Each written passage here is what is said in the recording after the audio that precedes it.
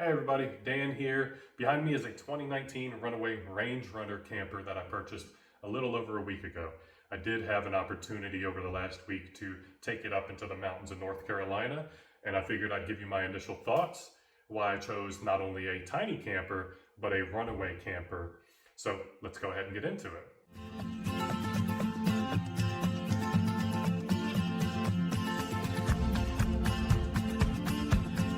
So my main motivating factor for buying a tiny camper has to deal with my switch from a gasoline Silverado over to an electric truck.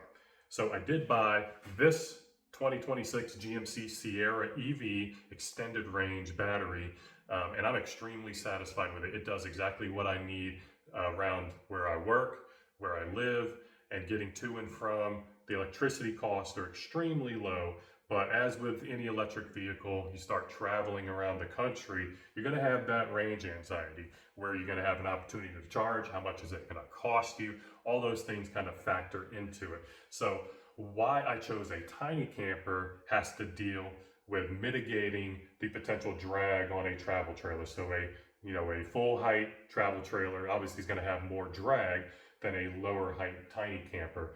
So that was my reason for looking at tiny campers, specifically why I went with the Runaway and the Range Runner version goes into a little bit more detail of what I was looking for. It was availability, not only what somebody was selling, but it had a lot of features that I was looking for. And I did like the Range Runner and the Runaway brand because it's made right down the road from me in Florida in Ocala. So it's a little bit of locality in that, but also it had a lot of features that I enjoyed. So I'll go ahead and I'll kind of take you through the camper. So the number one reason why I went with a runaway camper for a tiny camper setup is due to the air conditioning. Living in Florida, if you don't have air conditioning in a camper, you're living in a nightmare. I'm over the days of tent camping, so I wanted, some type of camper, but it had to have AC. Some of the tiny camper brands don't have air conditioning standard on it. The Runaways do. Even the 2019 had a nice, I think this one is about 4,000 to 5,000 BTU air conditioning unit on it. And for the space, it's a 6-foot wide by 10-foot long trailer. Inside, the dimensions are a little bit smaller, obviously accounting for the thickness of the walls, but that space does fine with this size air conditioning on it. It feels really comfortable. It is kind of loud, but you get what you get with a camper and a relatively cheap air conditioning on it. But air conditioning nonetheless. The reason I bought this specific trailer from the gentleman I purchased it from was due to a lot of features. The first being it had a very large storage box on the front. Most of the Runaway campers aren't going to have any type of storage on the front. You can get them an option from the factory, but this one has a very big truck bed, toolbox. It has plenty of storage for my coolers, my trailer supplies, and there is a 12-volt battery that utilizes the solar panel to charge and power some of the aspects inside the camper. So I'll go ahead and I'll kind of take you through those things, and let's go ahead and take a look inside the camper itself. One thing before we went inside, I did want to point out the 2019s, they do have a kind of a box on here. I think the 2020s and above have a flush electrical connection point here, so it's not this big box where you have your wire coming out. It doesn't really bother me, but it is one thing between the 2020s and newer. So let's go ahead and look inside. So the previous owner for this one did have a very extensive cabinet system installed in it. I think the Runaway campers, they all have this initial shelf up here installed, but the previous owner for this one had cabinets installed. There's plenty of storage in here. The power strip is still inside of there, which is nice. So I can hide things and charge them inside there. There's a lot more storage. That's where my dehumidifier and my space heater are. There's more storage down here. So I have most of my cleaning stuff. And then over on the other side, you'll notice that's where the electrical lines for the solar panel come in, and then the solar controller and battery controller switches are over there. These lights are on 12 volt, as well as these USB strips on the sides. So there's a USB and there's a power port over there.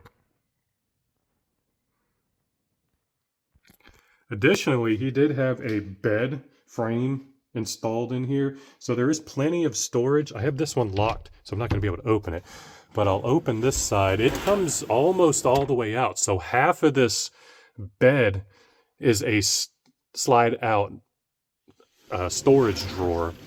In the back side, there are two bigger storage compartments where I could drop some other things that I might not use as much, because it is kind of a pain to take this mattress out and lift those plywood panels up. But if I had something I wanted to store back there, I could. He also had this nice light kit, the LED strip, installed over here. So it's powered by a dimmer switch, and this is all on 110 volt power, so it won't work off the battery. But once you plug in, your AC is working. That light, I really like the dimming feature, so it was a very good feature to have, and another reason why I bought this specific camper.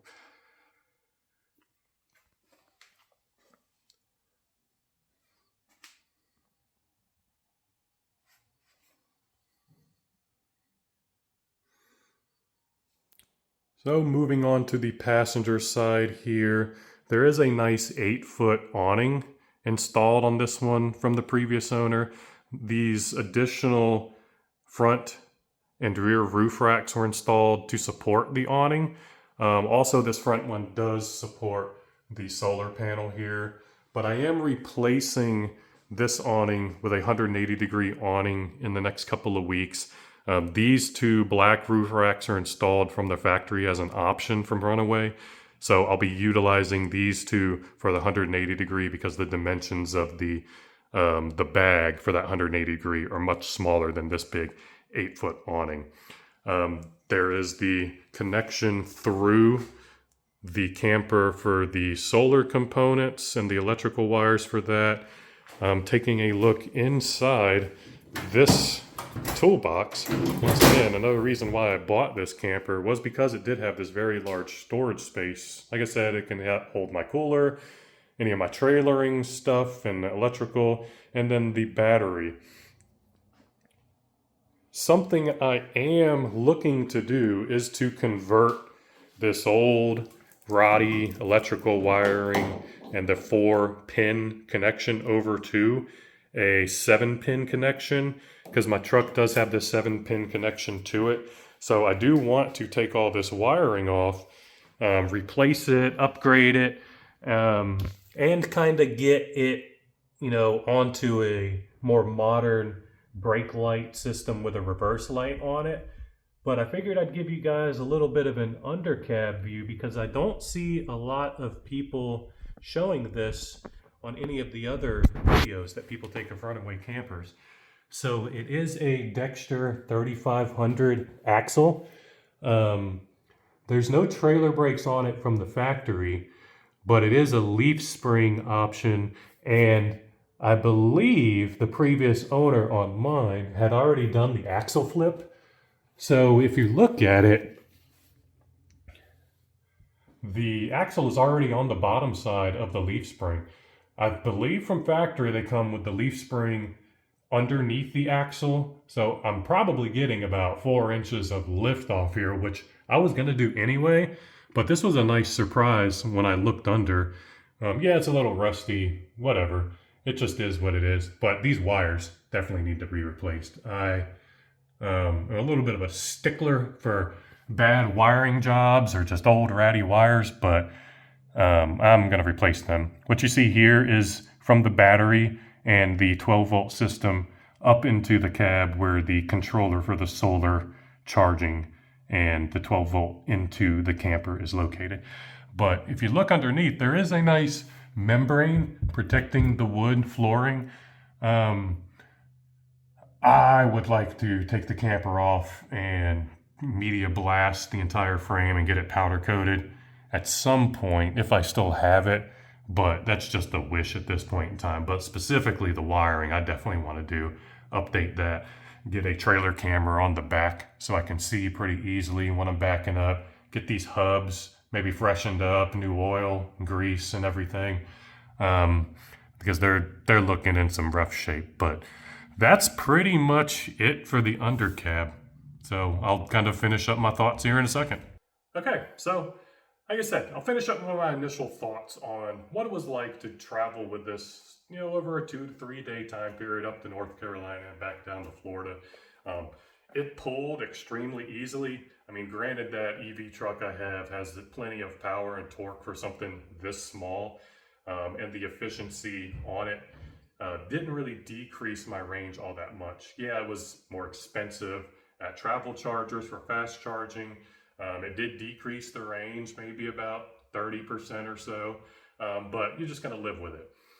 Inside, I felt very comfortable. I mean, I'm 6 foot tall. The walls are 6 foot wide, taking it into account what the 1.25 inch, thickness of the wall on both sides. I'm not able to sleep completely spread out, but if I sleep on that side, I think that's a short queen. If I sleep on that, a little bit of an angle, I can stretch out plenty enough, but it wasn't anything that caused me any issues in the middle of the night. I had a comfortable time. I think my dog had a comfortable time too with his bed and everything in there, especially once we learned we really need a space heater because it was in the 40s the first night. And my first trip out of that day was to go to Walmart and get a tiny space heater. You don't want to have something huge where it's pushing, more than a couple hundred watts, because that's a fire hazard, especially with this one being made out of wood primarily.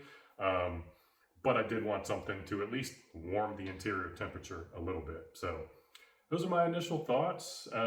Very comfortable. If you're looking for something to pull with a light trailer to pull, because you have, maybe your car, you're on a small SUV or something like that, I think this is a very good option for you.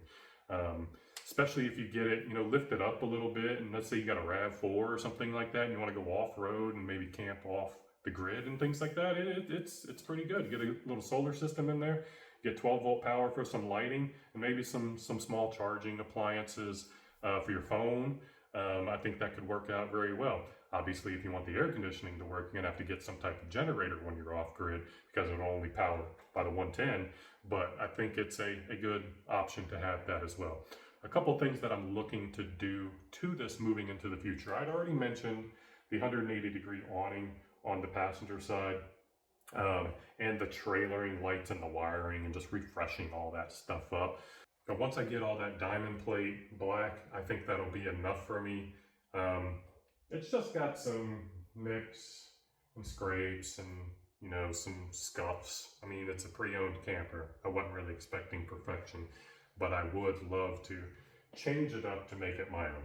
I love black and white. I might just do that.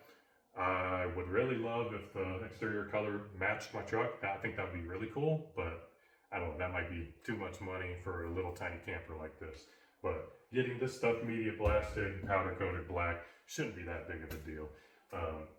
Also, like I said, the lights in the back, I would love to have a reverse light integrated into that. So a 7-pin system with wiring and new wiring all throughout is definitely something that's probably my next step after the awning to get that done. But I mean, overall, it's a great starter camper, and I've enjoyed it. The past couple of days that I was able to take it out, and hopefully this helps somebody maybe make that decision to go with a tiny camper or a runaway camper or something like that. If you got any questions or comments or anything, go ahead and put them down in the chat, and I'll see you next time.